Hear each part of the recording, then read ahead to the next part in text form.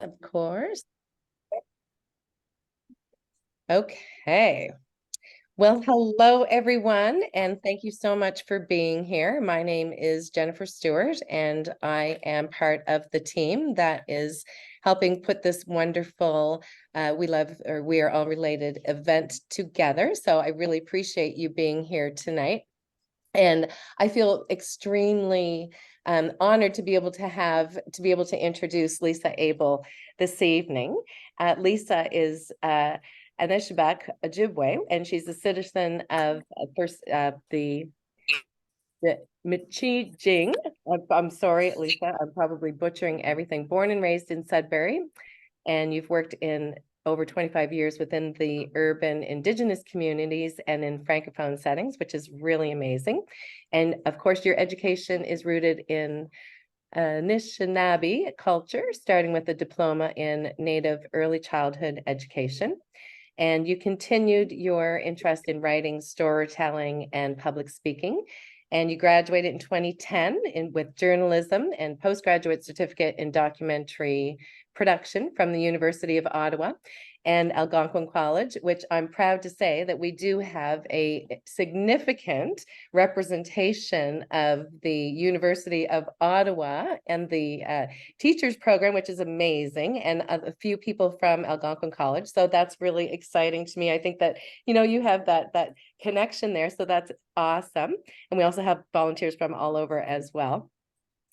And you've just taken on a new journey. So I think I will let you talk a little bit more about that. But it's an honor to have you here. So I would like to welcome you, Lisa, and thank you so much for being here and being able to present this very, very important session for us tonight. So please take it away, Lisa. Miigwech, thank you. Yes, as mentioned, my name is Lisa Abel, Lisa Shawanganabe Abel. I'm originally from Jiging First Nation. As mentioned, I grew up in Sudbury. I spent over 25 years living in Ottawa. And right now I'm joining you from Gore Bay. So I'm living in Gore Bay right now.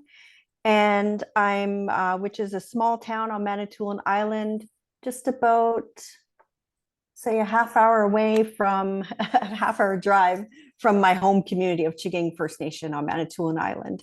So I'm joining you here on Manitoulin Island. This area is the home territory, part of the Anishinaabeg territory, the Ojibwe Nation.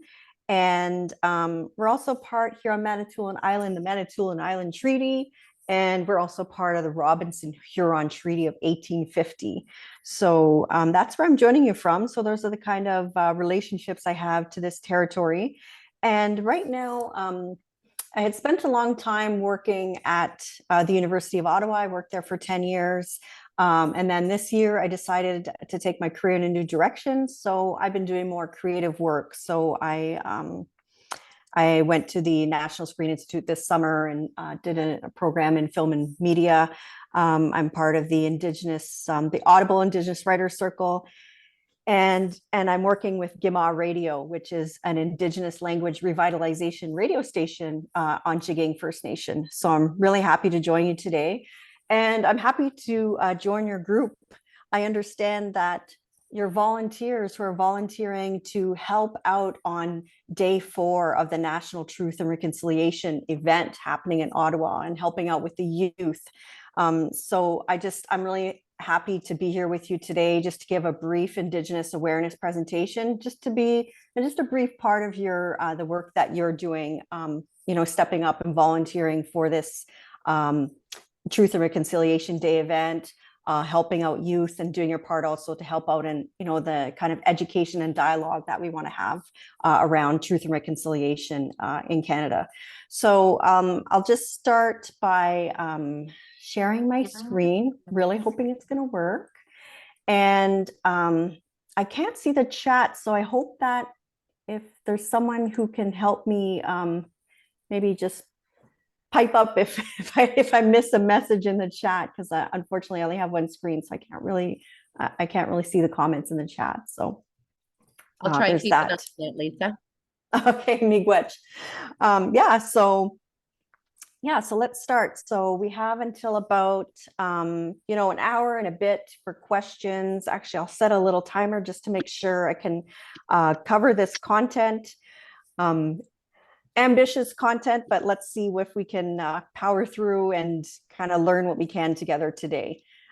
So I understand there's kind of different levels of awareness of Indigenous peoples in Canada. So I just have a overview. Uh-oh. Okay. Sorry. I need to now figure out how to change this. Okay, good. The screens are advancing. The slides are advancing. This is good. Yay, yay. So just before we begin, okay, this is the context of truth and reconciliation, residential schools, relationships, between Indigenous people and Canada and our history. So there might be some difficult subjects where you might talk about. So, make sure, you can seek support, you can, you know, um, take a step back, if you're kind of feeling triggered, reach out for support. There's also a 24-hour crisis line, or you may have some supports at your place of employment or your community. So I just want to make sure you're kind of aware with that. So just in this presentation, we'll just go over briefly a few things. So, I just wanted to touch quickly on the idea of the land acknowledgement. I started my presentation with the land acknowledgement, so I just want to chat a little about that. We'll talk a bit about the terminology, with First Nations, Métis, and Inuit. We'll talk a bit about just a brief history of residential schools, the Truth and Reconciliation Commission, the Truth and Reconciliation calls to action. And then end again, some protocols, about the medicines and working with elders, things I'm imagining you might see when you're volunteering at the event this week. And I can take questions, after each section. I'll pause for questions, and then we can have some answer questions if there's some time, and then we'll just keep moving and make sure we can cover as much of this content as we can. And then if there's time left at the end, we can have some time for some questions. So just to begin, I started with the land acknowledgement. So I'll acknowledge I'm here on Anishinaabe territory.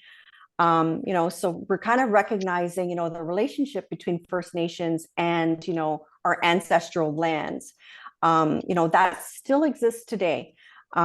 So I do have a link there. There's a video. It's a nice video. If you have time later on, you can kind of check that video out on Vimeo. I could send the link out after if you'd like to see it.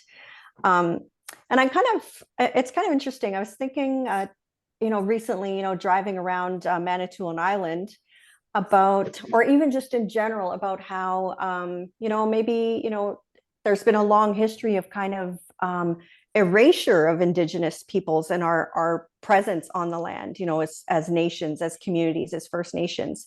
For example, I'm driving down the highway and I'll see a sign for, the town, but I'm not going to see a sign that says, okay, my home community, Chigang, is 5 kilometers away. I'm not seeing that.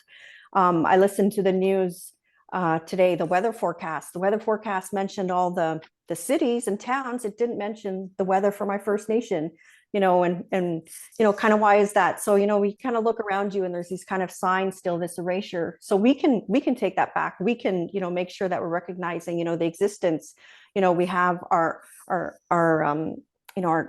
towns and our governments here, but there's also a continued occupation and existence of Indigenous communities around us. So you can think wherever you're located, or wherever you grew up. Maybe you go back to your hometown or visit family. Think about the different Indigenous nations who are located in your territory around you, and which might be closer than you think. So land acknowledgement, you can say that often people say that as a part of, their work as an organization, making sure our organization is recognizing where they're located and recognizing, the kind of relationships we want to build with Indigenous communities and the work we want to do together, to improve outcomes for everyone, for First Nations, Inuit, Métis in our areas. Work together and acknowledge, the kind of history. So there's some tips, of land acknowledgements, why they're necessary. We can remind ourselves of our responsibilities to the land, almost in a spiritual and a physical sense, really, as part of our prayers, we recognize every day, the elements around us, the water that keeps us going, the trees that are giving us air. but also remembering our history, an honest accounting of our history, remembering that we had a nation to nation relationship, between, Indigenous peoples and, Europeans and those who came to settle in Canada, and that we still exist, so that we can kind of think about, how we're living here together, how we're building relationships, the kind of commitments we're making to change. So there's that. So there's some resources, if you may, depending on where you're living, you may not be entirely familiar of the Indigenous communities that are, located in your territory. So often, there's some websites, often, cities will have, recognition of their relationships with their Indigenous communities. Universities are kind of a good source. They do a lot of that work, and academics are involved in that as well. And I can just say, as someone who worked at a university, for example, that there's always that relationship building, and decolonization that's happening within educational institutions and other institutions. So, but if we're going to think about, okay, we're talking about First Nation, Métis, Inuit, who are we really talking about? So here's an amazing map. This actually shows, some of the traditional names and locations of, Indigenous nations, within, Turtle Island, but within the Canadian portion of Turtle Island, of course, before colonization, before we've always recognized North America as Turtle Island, that's the Indigenous name for it, but there's some of the nations there. So, even though there are kind of different borders that have been imposed over time and over history, our nations kind of have still exist and kind of still have different kind of geographic, areas, right? So say, for example, the Algonquin Nation in Ottawa actually extends in Ontario and Quebec. The Haudenosaunee Nation, the borders of the Haudenosaunee Nation actually extend between Canada, United States, Ontario, and Quebec, and New York State. So there's kind of some different, jurisdictions involved, but that still exists today. So again, we're talking about, First Nation, Métis, and Inuit. And the word Indian is there because, the word Indian is still used in the legal sense, by governments of Canada, going back in history, going back to the Indian Act, when this Indian Act, which came into force in the 1800s. And that was the government's way, the Canadian government's way of really kind of exerting its own governance and control over First Nations. And this is something that was implemented after the treaties. When First Nations signed treaties, we signed it in a nation-to-nation relationship. And within our treaties, we kind of understood, Indigenous people understood that we were going to retain our systems of governance. We were going to retain access to our land. We were going to retain the ability to educate our children, and maintain our own ways of life. But unfortunately, the government had different ideas and, implemented this Indian Act, which was a consolidation of other different laws and different policies that had been put in place over time to govern Indigenous peoples in Canada. So right now, today, it still exists that there are people who are status Indian. They are, they are registered within an Indian register. Oh, sorry, that wasn't supposed to happen. They might have a status card. They do have certain rights. And then there are non-status. Yeah, it's too bad it's not showing up, but there are people who may have Indigenous ancestry, who may have had family members who had status, and then for whatever reason may have lost their status because over time, okay, that's kind of moving by itself, because over time, there were different policies designed for Indigenous people to enfranchise because the goal essentially was assimilation. So people may have lost their status because they married out of their community, or they may have wanted to go to school. They may have wanted to vote. They may have wanted to serve in the military.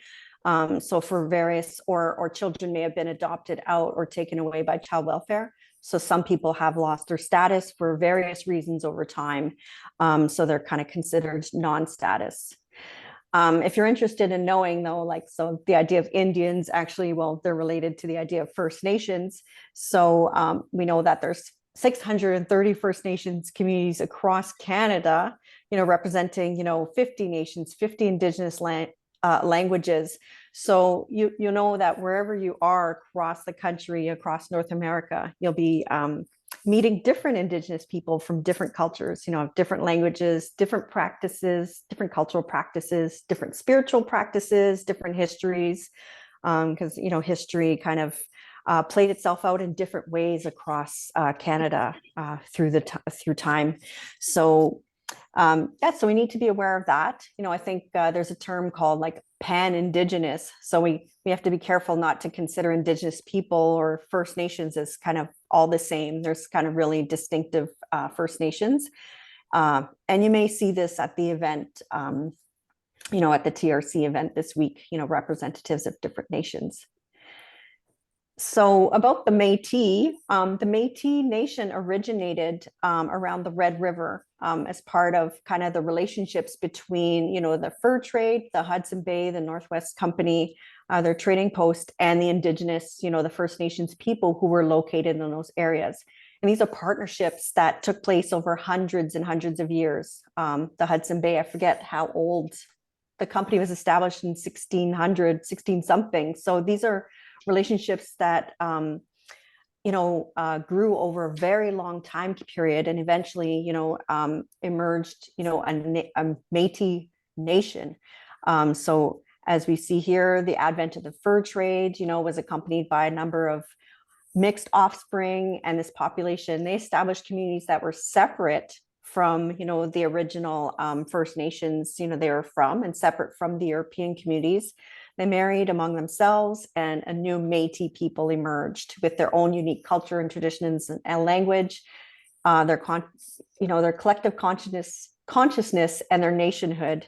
So if we kind of, I don't have a map right here, but if you kind of see, if you visit the Métis National Council website, you'll see that really the roots of the Métis Nation are around the Red River, around Winnipeg, and mainly going west with a few Métis communities in Ontario. So that's how the Métis National Council defines itself right now. For the Inuit, that's the Indigenous people of the Arctic. There are 53 communities living in the northern regions of Canada, and Inuit Nunavut, and comprised of 4 separate regions, Inuvialuit, Nunavut, Nunatsiavut, and Nunavut. And there's approximately 65,000 Inuit living in Canada. And I also wanted to put this image of this group, this family together in the picture, enjoying their traditional food. They call it country food, the kind of food they might get from the ocean or out on the land. But there's also significant urban Inuit communities. So I think the one in Ottawa is one of the largest in Canada. There's a significant urban Inuit community. There's Inuit communities in Winnipeg, Montreal, all across Canada. So that's something to keep in mind as well. And there's a website there, itk.ca, for the Inuit Tapiriit Kanatami, where you can find out more about, the kind of, the Inuit nations and their, or the Inuit communities, and, the kind of advocacy they're doing on behalf of their communities. So in essence, you may be wondering, sometimes people are a little nervous, like, what we call you? Do we call you First Nation? Should we be calling you an Inuit person, or Métis, or, am I Ojibwe? I'm an Anishinaabe, So the best thing to do, when you're meeting and working with Indigenous people is, ask how you would like to be referred to. And I think the kind of, annoying thing is kind of when you hear, say, when I read in the newspaper, they might say Canada's Indigenous people, or something like that. But always remember that these are Indigenous communities. They don't belong to Canada. It's better always to refer to, your Indigenous community by the name of their community. So for example, Miigwech for acknowledging that I'm Anishinaabeg. And I know sometimes the pronunciation might be tricky. I think even I find it tricky to pronunciate things. So it's great to practice. It's good to ask, and we kind of make mistakes, and then we learn, and we just keep practicing, and it's completely doable. So we can just ask. So just before I get to the next topic, just want to make sure, were there any questions or any comments about this section? This is a really good opportunity if you do have questions to ask, because I know this is for some people, this is really a lot of information, and you probably have a lot of questions and you may be a little bit shy to ask, but I really do encourage you to ask if you do have any questions. Yeah. Oh, kind of see. Am I seeing a question coming up?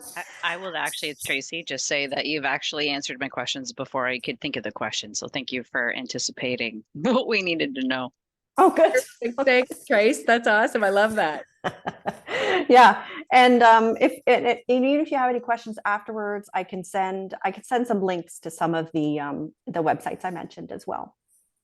Yeah, so feel free to ask.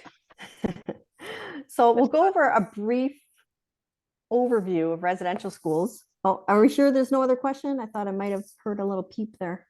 We're good? We're good? Okay, miigwech. Okay, so a brief overview of residential schools, since that's, the National Day for Truth and Reconciliation. Kind of the roots of that are kind of national reckoning about residential schools. Oh, okay, why? Sorry, my screen keeps playing by itself, even though I'm not pressing a button. So as we know, residential schools were in existence across Canada. As you can see, they're completely across Canada. They weren't isolated to one place. There's probably no First Nation really and Métis and Inuit person that hasn't really been touched by residential schools. We can see from the map, they're located all over, even in very remote areas. There are residential schools. And the first one opened in the 1800s. Now my screen isn't changing. There we go. So they opened, the first one opened in 1831. So that's almost 200 years ago that these residential schools had been in existence. So for over 150 years, residential schools. So more than 150,000 children attended. It's estimated that 6,000 children died. And unfortunately, as we can see, these searches are starting to happen at the sites of the old residential schools. And, they're finding, they may be finding evidence of more children who passed away, based on kind of, the knowledge that these children had of their fellow family members and students and friends that went and something happened to them. They don't know what happened, but they know, we've known in our communities that children have died, bad things have happened. They were underfunded by the federal government. They were operated by religious organizations. So right away, it was not really set up to, succeed in any way. Really, it's kind of set up to fail. It was kind of set up, as a kind of program of assimilation, really, for Indigenous peoples. The kind of quote, to kind of kill the Indian in the child. So they kind of decided that the way to ensure that Indigenous people would kind of assimilate into Canadian society would be to remove them entirely from their communities and educate them away from their families. And this is kind of against what Indigenous, First Nations had negotiated in their treaties. That wasn't the intention of treaties. It was more part of a program of assimilation and, a way to kind of weaken Indigenous peoples. So we can see that attendance was compulsory. So it's not even as if the families had a choice to send their children to residential schools. For a long time, children were actually physically picked up in the community and brought to the residential schools. So if you can imagine what it was like, imagine your neighborhood, if all of a sudden, come late August, all of a sudden all the children are taken away. There's no children left in your community. How does that impact, the parents, the families? How does that impact the community? And then how did that impact these children who were in the schools? So they weren't really receiving, the same quality of education, in accordance to a Western system of education. And they certainly weren't receiving the kind of education they would have received as part of, their own culture, because our if we had oral tradition, or if we were learning on the land, if we were learning based on our teachings, based on our language, based on our stories, based on our elders, the children were not learning that. They were actually very harshly treated. We know that there was abuse in these schools. And the Truth and Reconciliation Commission recognized, they called this genocide. And at the time in 2015, and even before that, I don't think people really wanted to hear that, that there was a genocide in Canada. And to me, that's what makes it very hard. It's TRC Day is not an easy day. I know that we're trying to work on our relationships together. We're trying to move forward, but it's a hard time now that we're really coming to terms with, what Canada's history was like. And we know that the Pope last year acknowledged it was genocide. And in fact, the Parliament of Canada last year, in last October, also recognized that this was a program of genocide. So the kind of intergenerational effects, continue today, as we see, like the last school closed in 1996. So right now there are people, Indigenous people, who are carrying that experience, that they went to residential school within living memory. We know that we have, our parents or grandparents or aunts, uncles, cousins, and others, community members who attended residential schools.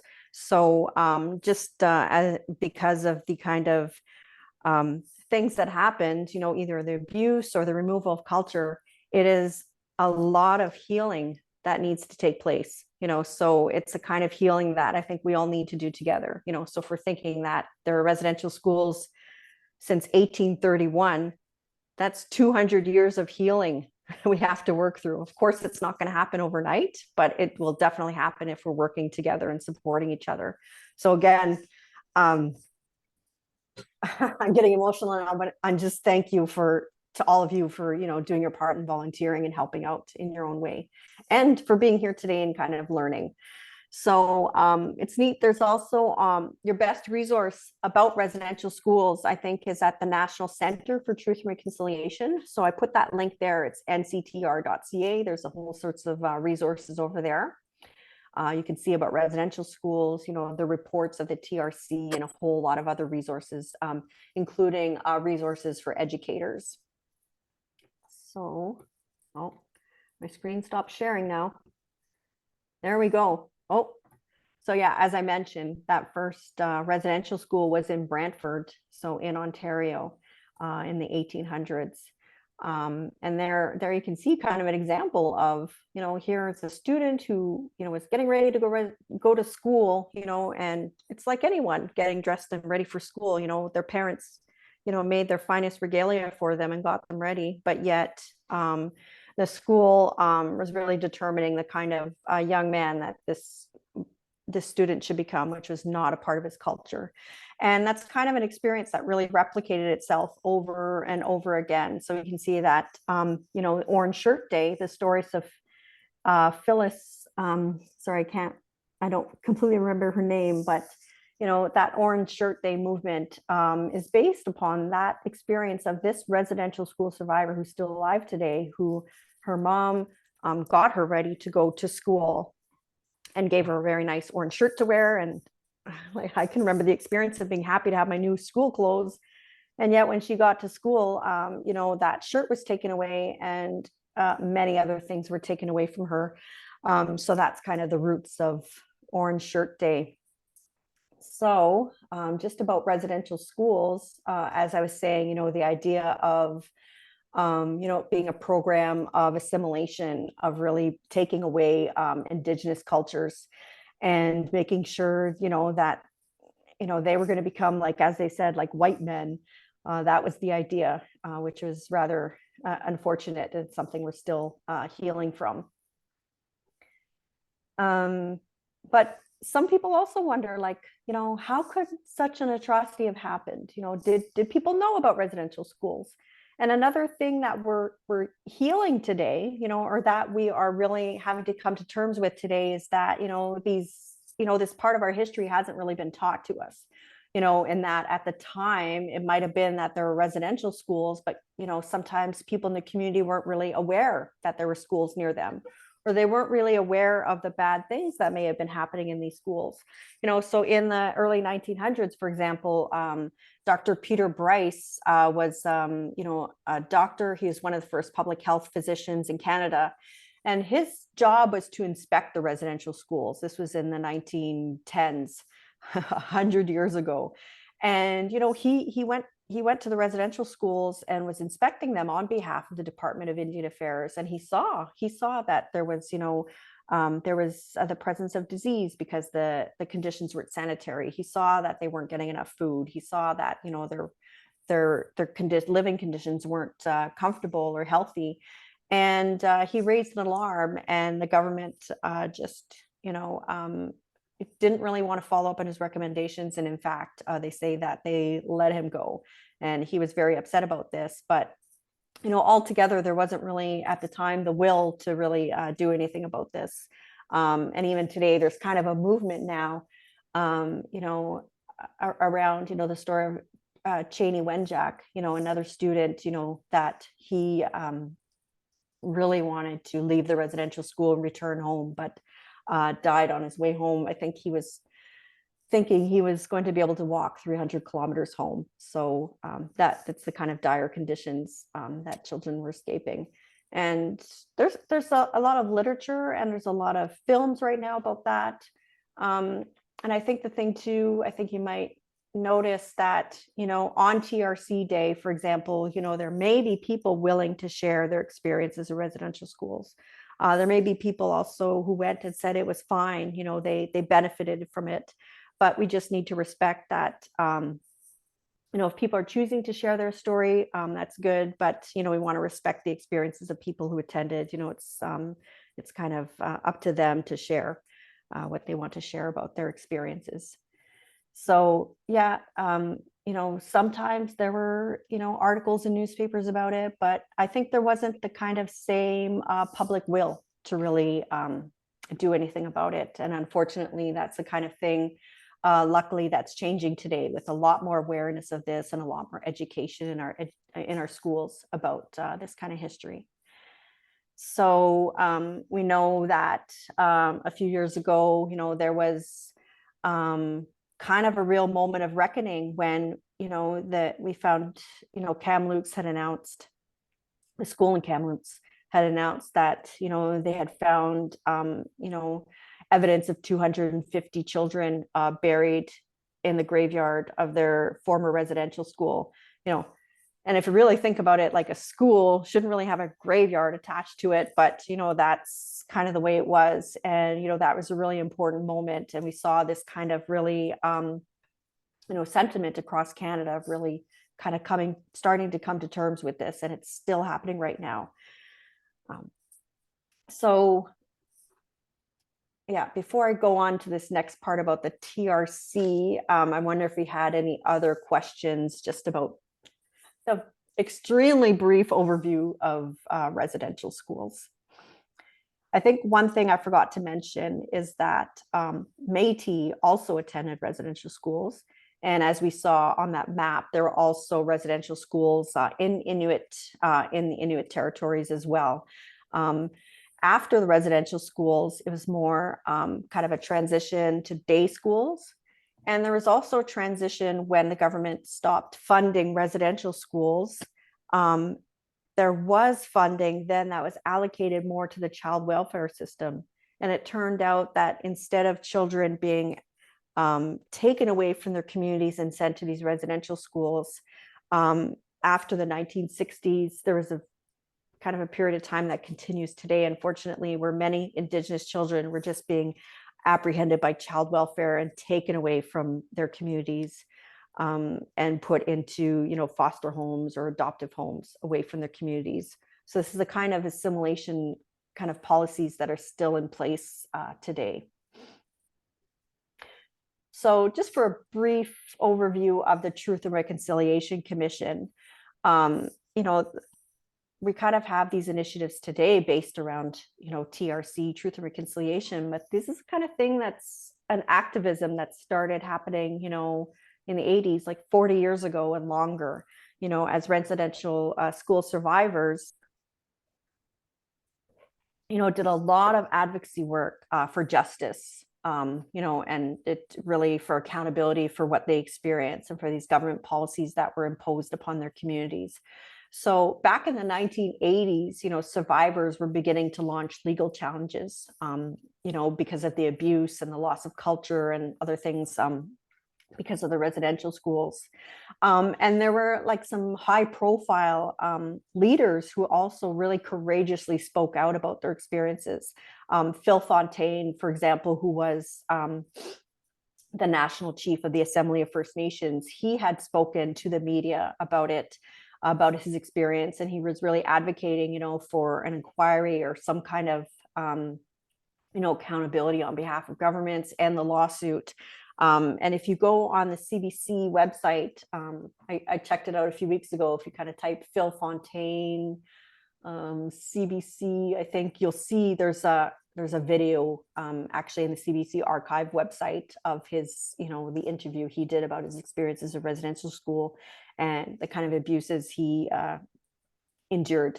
So these survivors kind of were doing this advocacy work, you know, as early as the 1980s, maybe even earlier. So we know that in 1990, you know, there was Oka, which was the standoff between, you know, the Mohawk and the SAQ, the Sûreté de Québec, over the plans to build a golf course in their community at Oka. And after this, the government started the Royal Commission on Aboriginal Peoples. So they saw that really because of a lot of these unaddressed issues around, you know, Indigenous rights, residential schools, all sorts of other things, that the government kind of set up this commission to really kind of closely examine, you know, what the situation of Indigenous peoples was in Canada. So RCAP went for, you know, did its research in the early 90s, and in 1996 released their report. So the RCAP report had hundreds of recommendations. It was a really strong overview, and a lot of research had been done on, you know, the situation of Indigenous peoples in Canada, and had a lot of recommendations. You know, quite a lot of recommendations to follow up on. But one of the things that they did recommend was that there should be an inquiry into what had happened in residential schools. So that was one of the recommendations. So as part of that, the federal government, you know, had to respond to the recommendations of RCAP, of the Royal Commission. So one of the things they did was a statement of reconciliation and created the Aboriginal Healing Foundation. So I'm not sure if I have a picture of that, but Jane Stewart, who was the Minister of Indigenous Affairs at the time, you know, delivered this statement of reconciliation. So it wasn't really an apology yet. You know, the government couldn't apologize, but this was the first time that the government of Canada had acknowledged that, yes, these residential schools existed. Yes, they were funded by the government of Canada and the churches, and yes, sexual and physical abuse happened at these schools. So it's kind of one of the first times that, you know, there was a kind of a public acknowledgement of, yes, this had happened. So, you know, things started to move forward after 1998. So there was, you know, an alternative dispute resolution process where, you know, survivors could kind of bring their claims forward. There was a class action lawsuit that was launched against Canada and the churches. And that after that lawsuit, you know, went through, then the Indigenous or the Indian Residential School Settlement, Survivor Settlement Agreement was approved and implemented. Oh, so here we go. So this was the statement by Jane Stewart, who was Minister of Indian Affairs. So, they gave their statement of reconciliation, and they set aside $350 million for the Aboriginal Healing Foundation, designed to address this legacy of physical and sexual abuse at residential schools. So that Aboriginal Healing Foundation, was in existence until about 2014. When it sunsetted, but during that time, it worked on commemoration of survivors. It offered support for counselings and services and programs, aiming at prevention of violence and abuse, addictions, healing, and it also was one of the first organizations to do a lot of research on the experience of residential schools. And even though the Aboriginal Healing Foundation isn't operational anymore, that website still exists, and all the research and reports are still there. So pretty sure if you just type Aboriginal Healing Foundation, or it might be ahf.ca, you can go there and find that kind of early 2000s research into residential schools. So kind of the precursor to other research that happened afterwards. By other Indigenous research organizations and other Indigenous health research organizations. So they did a lot of good work. But once that Indian residential school settlement agreement was implemented, it was one of the largest class action settlements in Canadian history for the survivors of residential schools. And their families. So, it was the Assembly of First Nations, and Inuit representatives who moved this lawsuit forward. The government of Canada and the churches were held responsible for that. So a part of that agreement, which is over 15 years ago, had 5 demands to address this legacy, the common experience payment for the former students, an independent assessment process for claims. And those were, they were payments for survivors of residential schools, but it was not an easy process, for them to apply, because often, the students would need to, or the survivors would really need to recount their experience, to this process and have it, assessed, by government representatives, which doesn't really seem, fair altogether. And, often it was re-traumatizing for them, or it may have been difficult, if, to kind of navigate a very bureaucratic process to get this. So, it wasn't an easy process, but, that was available to them. And so that's one thing that happened. There are also their measures to support the healing, a health support program, for example, that number I gave to you at the beginning was part of that, but there are also other, funding for programs within communities to help support healing and wellness. And, the endowment to the Aboriginal Healing Foundation. There were commemorative activities across the country. So you'll see in many cities, in many areas where there were former residential schools, there may be, a plaque or a different a sign or something, or a website even, or something explaining, what happened there.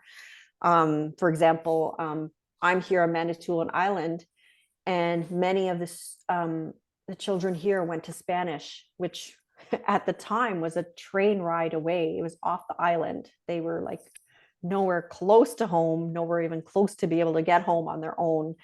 So the children were very far away at 2 residential schools in Spanish Ontario. And right now there's a big monument there, a nice stone monument, and the names of the students are there.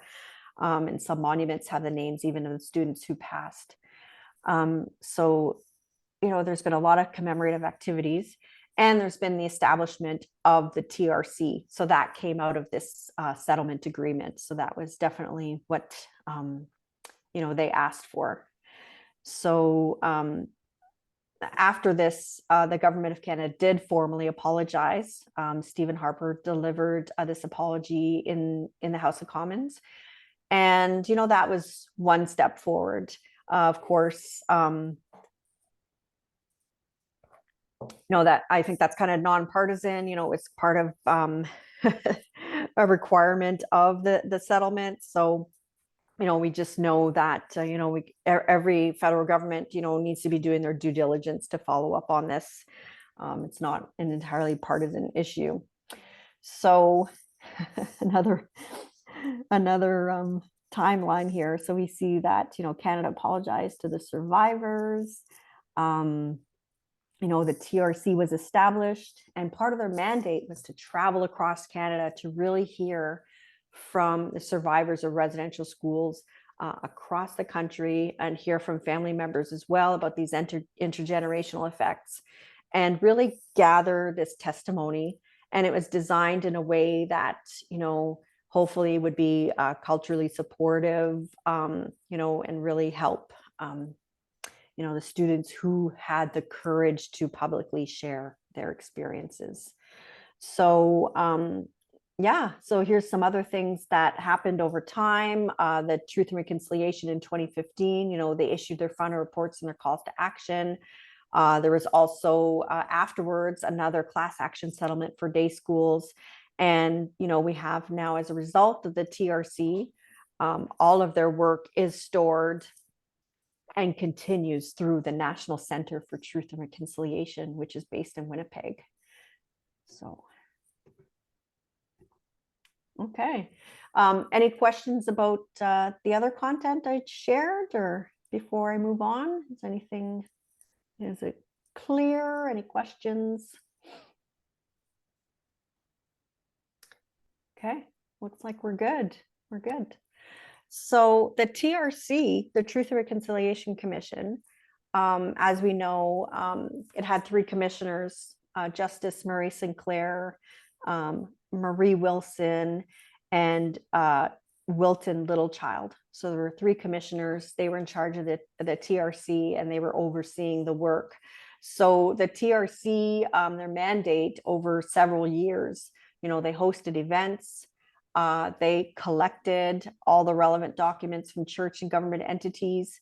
And that is work that's still ongoing. And definitely that's a challenge. We want to know this history, what happened in residential schools, but either sometimes, some of the school buildings are no longer in existence, or sometimes records were not well kept, or sometimes records were destroyed. So it's been hard to get these documents, and that kind of work still continues today. So they also oversaw this commemoration fund, this 20 million for commemoration activities across Canada. They hosted community events. They did the statement gathering and truth sharing. And that was, of course, supported and done in a culturally appropriate way, with elders there, with counseling, with supports available for their survivors. They had an active research agenda. So if you go on to the National Center for Truth and Reconciliation website, you can see all the reports on the research they did there. And then they issued their final report in 2015, and they established a National Research Center. So all that work still continues. So these are some of the reports that the TRC did, in great detail. It goes back to the history of residential schools. It talks about the survivors' experience. It also addresses, the specific experience of Métis and Inuit in residential schools, which were different, were distinct. And it also talked about, I can't see in the corner here, but there was also a report specifically about, the missing children and the unmarked burials. So that report was released in 2015. So all those reports are available on the National Center's website, as well as the calls to action. So I know that RCAP, the Royal Commission, I think they had like a really extensive, set of recommendations. It might have been in the hundreds of recommendations. And the TRC, I think they wanted to be really practical about this, and really, be pragmatic. Okay, what are the kind of things that we want to address, and what are the things that can be done? So the calls to action are really, concrete, based on, kind of real life experience and the real kind of systems that need change. And I'm pretty sure I have a slide coming up later on that talks a little bit more about the calls to action. But as I mentioned, there's this national center. It's based at the University of Manitoba in Winnipeg. And, their work continues right now. And, they are this safe, the place where all the records and all the documentation is kept safely. Research continues, and as you are participating in, they're also responsible for a lot of education and awareness events around truth and reconciliation, and continuing to raise awareness of the legacy of residential schools, and I believe also the legacy of these calls to action and what we need to do. So as we mentioned, there was that report on the missing children and unmarked graves, and a real moment of awareness, something that continues. And I might have it later on a slide. Now there's been really more organized efforts to determine and work with First Nations communities and Indigenous, Métis and Inuit communities to see, how we're really going to conduct these searches at the schools in a way that's really respectful of our communities, kind of respectful of, kind of protocols, respectful of ceremonies, because, we know around death and grieving, every culture has ceremonies around that. We have funerals or wakes or different kind of things. And in different Indigenous communities have different ceremonies, that they want to be doing for these children, that have been missed all this time. So there's kind of the work that's going on to really do this in a respectful way that's respecting the protocol, and also respecting, the First Nations self-determination and First Nations ability to decide what happens to their community members. They're the survivors or the ones who didn't make it, what happens to them. So there's work being ongoing with expertise within Indigenous nations that are working on this, along with different companies that have the technology to do these searches. So as we know, actually, National Day of Truth and Reconciliation, was officially recognized in 2021, I believe it was. I guess this is the third year now. And they chose September 30th, which was already recognized because of the Orange Shirt Day movement that already existed beforehand. So you can learn the story of the Orange Shirt Day movement at that website. And I think it's good because it's a real opportunity kind of to make sure that it's a part of school curriculums, because it happens, TRC Day happens during the school year, so it's a really important educational opportunity. And it's also kind of a really important opportunity as community members, as citizens, just to really kind of take the time to do the work, to see if there are events in your community that you can attend. It might be an in-person event, it might be a webinar, it might be a celebration. It definitely might be supporting, by wearing your orange shirt and kind of getting educated. It might be about reading a resource. It might be about going to a cultural activity. So whatever kind of works for you in your personal life, with your family and your community and your place of work. Orange Shirt Day, the National Day for Truth Reconciliation, is a really important opportunity. So there's that. And probably my favorite slide. So here's the TRC calls to action.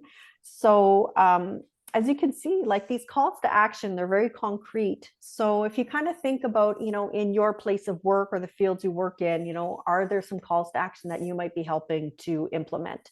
So that there's calls to actions in the area of child welfare and education, language and culture, and health and justice, reconciliation, and the legal system. So, for example, when I worked at a university, we were really closely looking at, okay, how are we implementing these calls to action on education, or health? So another whole list of other calls to action, that kind of talk about, kind of systems to be changed. Sorry, I caught a spelling error there. Church apologies. And I believe that that one about the church apologies did include that request that the Pope come to Canada to visit and apologize, as well as the other churches as well, to be working on their reconciliation activities. It talks about education. It talks about, media and representation, even, what is the role of media? What is the role of sports and business and newcomers to Canada? So there's many areas in which we can kind of look at the calls to action and think, okay, what can I do? How can we be implementing these in our organization? So all those calls to action, they're available in a document on the National Center for Truth and Reconciliation website. And there's also kind of an interesting article. I believe this is Indigenous Cultural Training Inc.ca. They've got some really good content over there too. You can visit that website for some information. So I guess before I go on just to the last section about protocols, did anyone have any questions about the TRC and that process?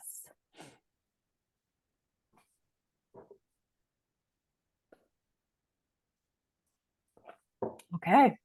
Again, you can send me an email, or we can talk a bit at the end. So I just wanted to mention a little bit about the protocols. Some of you may be aware of them, protocols working with Indigenous peoples, or this might be your first time seeing these kind of things at the event. So as I mentioned, we know that there's a lot of different First Nations, Métis, Inuit cultures across Canada. They're all very distinct. And Ottawa is a great place. I've spent, 25 years living in Ottawa, and it's amazing because there are Indigenous people from across Canada who live in Ottawa. So we're always kind of meeting up with different Indigenous people and learning about different kind of traditions, even though Ottawa is located, on Algonquin territory. Ottawa is very close to Mohawk territory as well. But there's a lot of different Indigenous cultures. But generally, like say, for example, like in Anishinaabeg culture, where I'm from, around the Great Lakes, and Algonquin cultures, we have the 4 medicines. I've put a picture of the 4 medicines over here. I'm wondering if anyone familiar with the medicines in the picture?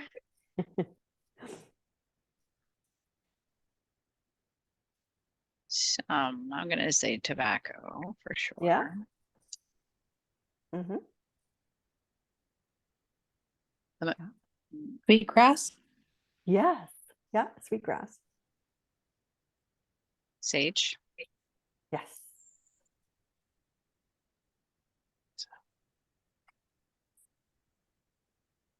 Okay. And I think the last one is cedar. Yes. Awesome. Yeah, and it's great. A lot of these medicines are around us, actually. The cedar trees are around us. If people are interested in growing tobacco, in fact, the medicines are shared. So if you, like say, I grew tobacco based on starting them from seeds that someone gave me. So these medicines are gifts to be shared. So tobacco actually grows very nicely in the climate in Ontario, for example, and around. The sweetgrass is kind of found in kind of swampy areas and a little harder to grow, but that's more like knowledge keepers. I know that generally kind of know where to find this, and then there's the sage, a traditional sage. And often the medicines are used in ceremony. So for example, that tobacco, you might notice an elder being offered, a tobacco pouch, and that's kind of an offering, to ask someone for something, or it's also an offering as a way of sending our intents and our prayers to Creator. So tobacco is a sacred medicine.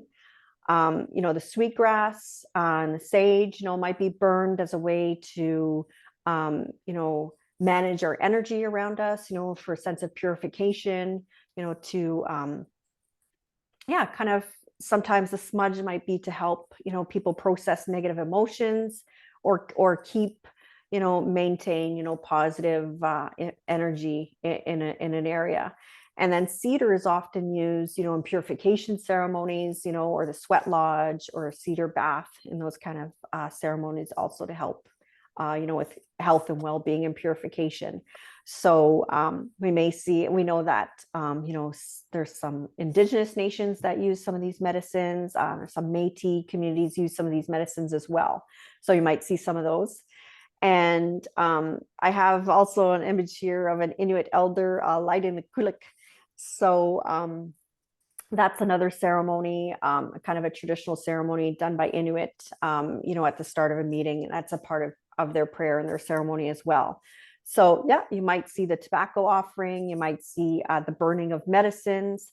And, you're kind of, one thing to make sure though is that, if you see these medicines, if someone offers you the medicine, that's fine, you can take it, but make sure that you respect, someone's bundle. If there's an elder or knowledge keeper who has, their sacred items and medicines around them, you might be able to look at it, but it's best not to touch their things or ask to touch them, unless they're offered to you.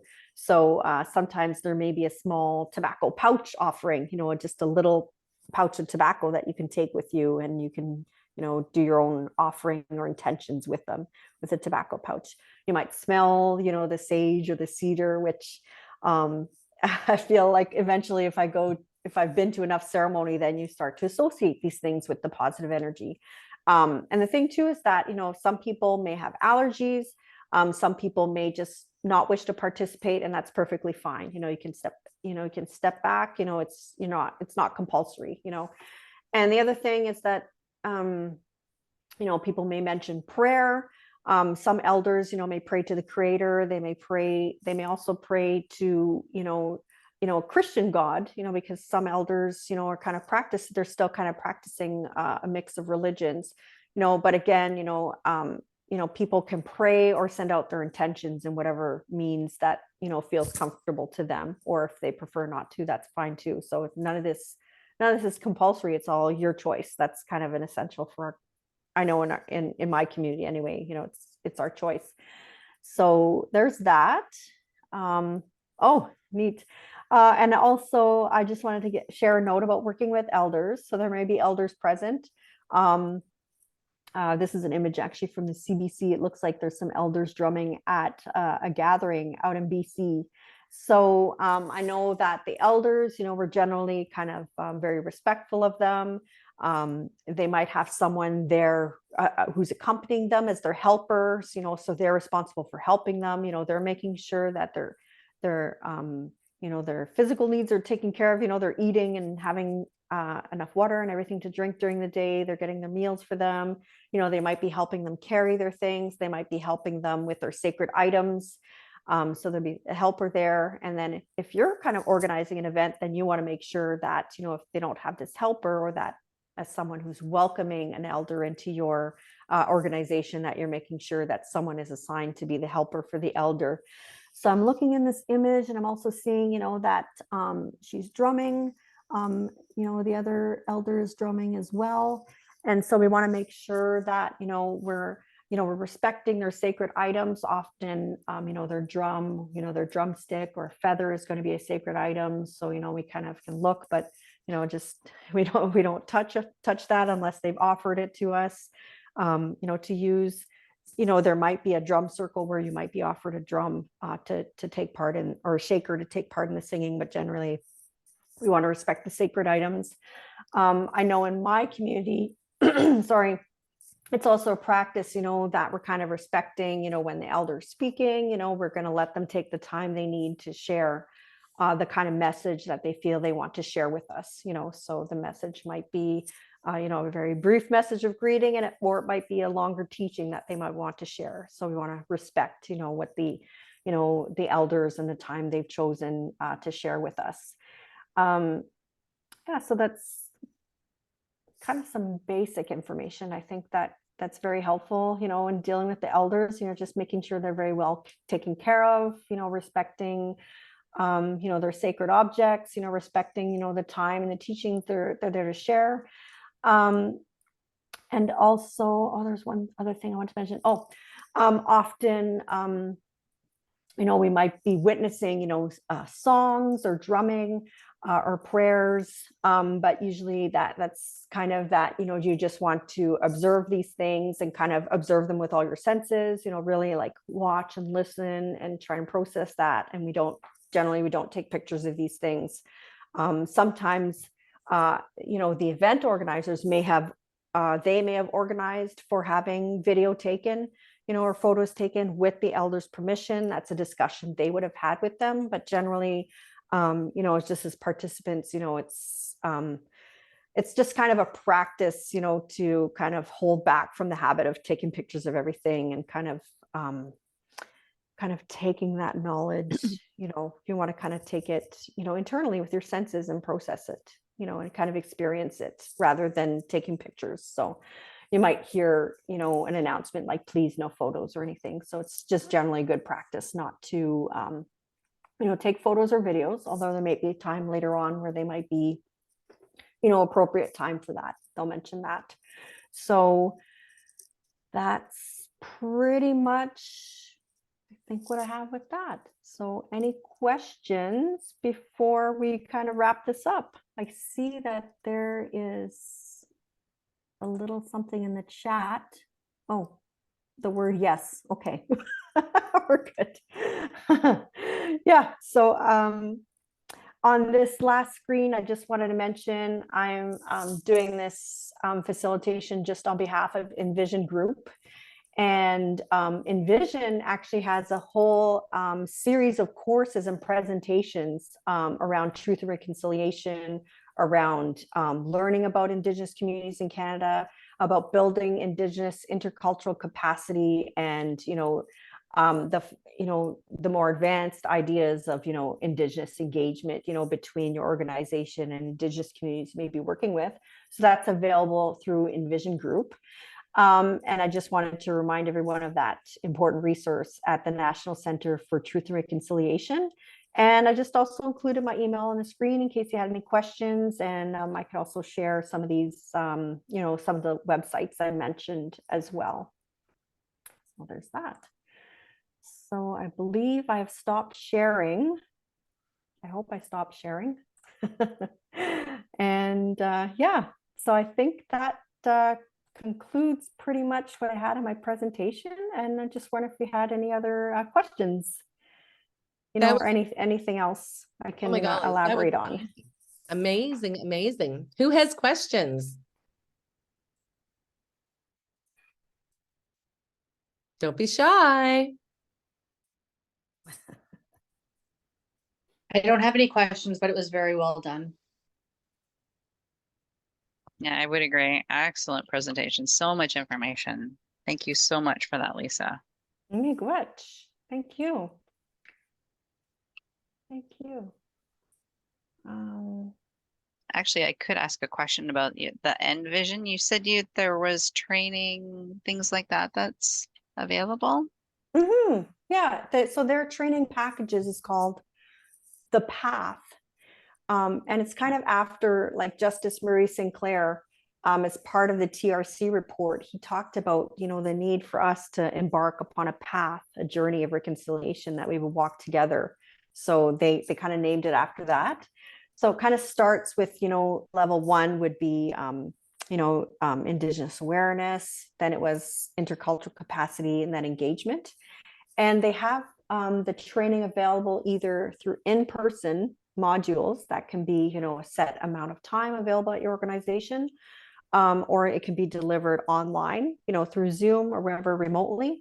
Or there are some packages. Some of the training is offered just as web courses, so people can take, on their own asynchronously, I believe, on their own time, and kind of complete that training as well. So that's available.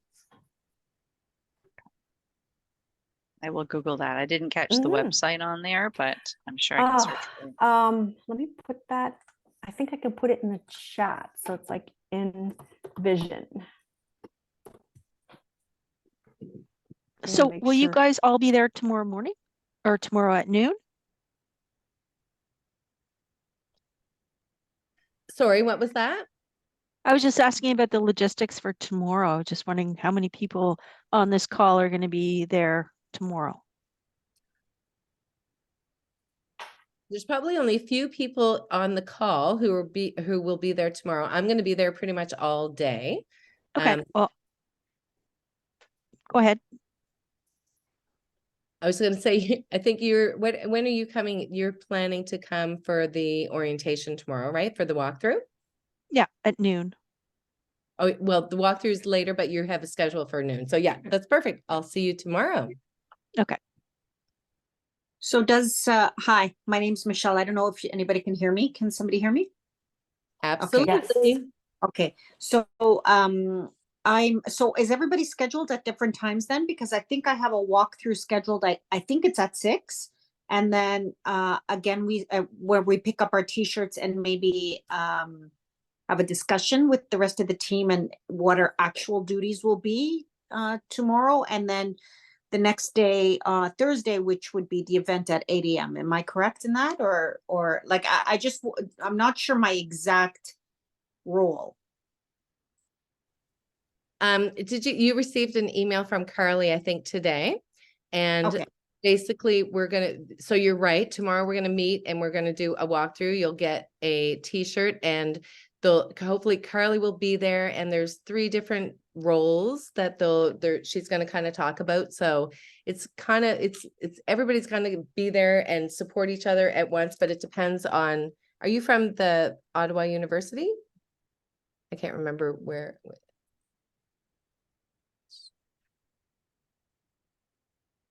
Are you talking to Michelle?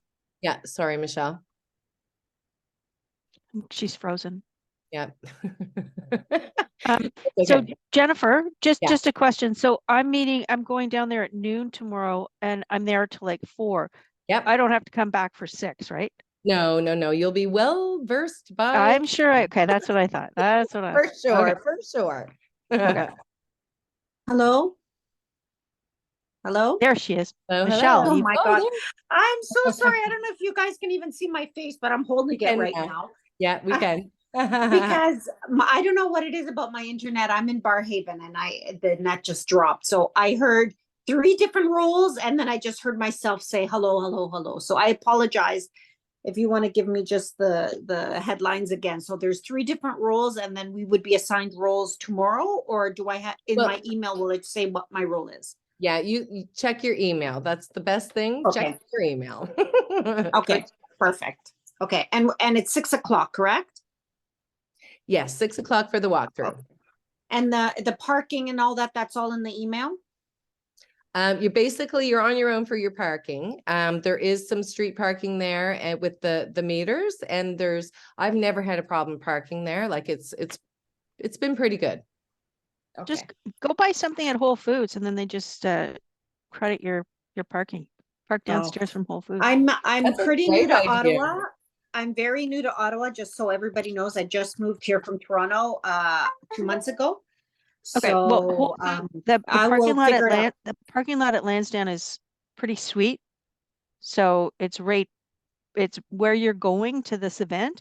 Whole Foods is like right there. So if you park underneath, you get your thing and you go like buy an apple from Whole Foods, you get it Is redeemed. that right? Yes. I can use an apple. I'm okay with that. Okay. Honest to God, that is the best advice ever. Thank you. Yeah, I thank never you, even thank thought of you. that. Yeah, right. Or Best a advice kale ever. salad for Woohoo. $20, whatever you want. Oh There yeah, you go. exactly. The parking is That's probably awesome. cheaper than the salad. All Exactly. right. Exactly.